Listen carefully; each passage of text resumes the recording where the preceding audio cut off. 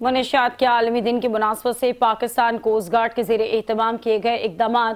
ہر سال 26 جون کو منشیات کا عالمی دن منایا جاتا ہے اور اس دن کو منانے کا مقصد اقوام عالم کو اسمگلنگ اور منشیات کے نقصانات سے آگاہی دلانا اور منشیات کو تلف کرنا ہے۔ ہم سب اس سے آگاہ ہیں کہ اسمگلنگ اور منشیات کا ناسور ہماری قوم اور بین الاقوامی برادری کو نقصان پہنچا رہا ہے اور اس دن کی مناسبت سے پاکستان کوسٹ گارڈ نے اسکول اور کالج کے طلبہ و طالبات کو بھی منشیات کے استعمال سے پہنچنے والے نقصانات سے آگاہی فراہم کی اور کراچی میں حسن شاہ مزار کے قریب ممنوع اسمگل اشیاء اور منشیات کے جلانے کی تقریب کا اہتمام کیا گیا اور اس کے علاوہ